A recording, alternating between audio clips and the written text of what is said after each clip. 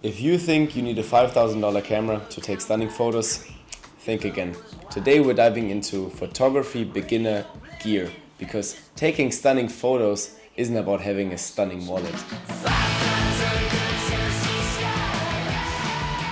First tip for buying beginner photography gear is don't buy the latest and greatest. Buy something used, buy something refurbished. This is the way that I started as well. That way you can get into a good camera system without spending the world on it. Trust me, you don't need the newest Sony a7 5R with AI autofocus. Me personally, I would look for a camera that was just phased out of production, something like the Sony a7 III, which we now have the Sony a7 IV, or getting into the Lumix S5 system, which we now have the Lumix S7 V II. But the old camera still does a great job. It was my first camera, and for under $600 you get a great full frame camera that you can take stunning photos with. And remember, it's a beginner photo camera. You're not shooting Hollywood blockbusters in your first year. Second tip is maybe think in an ecosystem. Buying a camera usually results in you down the line buying another camera from the same brand or buying multiple lenses for that camera.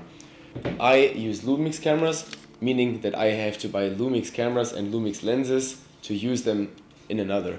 For example, if you think about getting into a Canon camera, then you would also have to remember that you will need Canon lenses. And the Canon RF lenses, while they are extremely great photography lenses, they do come at a hefty price point.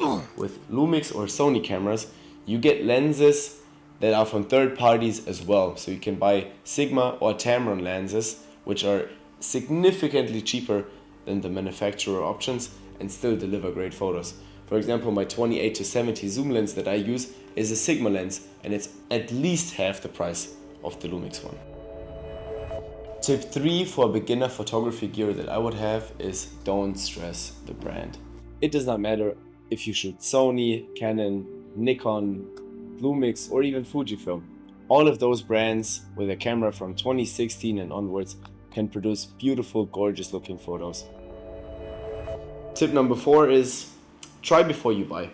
Try maybe visiting a camera store or lend yourself a camera from a friend, because what really matters is how it feels in your hands, because if you're comfortable and you like using it, you will use it, and if you use it more, you will get better.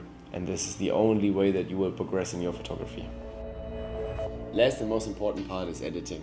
If you don't edit your photos, they're not gonna look as inspiring as the photos you see on Instagram. So it's really important for you to get used to an editing system. And even though you probably don't want to, you will need that Adobe subscription. But Adobe is a really, really powerful tool that will help you create the look and the feeling that you want to give your images, that in future maybe even a client will pay for.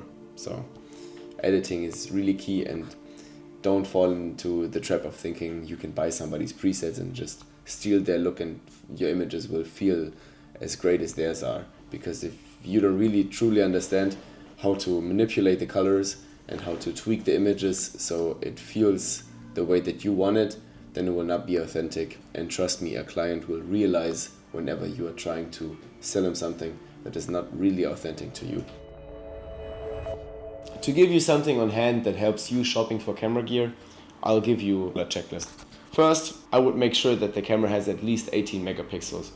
And don't even come at me with your iPhone 15 Pro Max has a 48 megapixel camera. There's multiple videos online proving that the image from a 12 megapixel photo camera or a video camera looks significantly sharper than the 48 megapixel digital phone camera does. Get yourself a real camera that has at least 18 megapixels. That way you have a plenty sharp image with enough resolution to crop without worrying about resolution.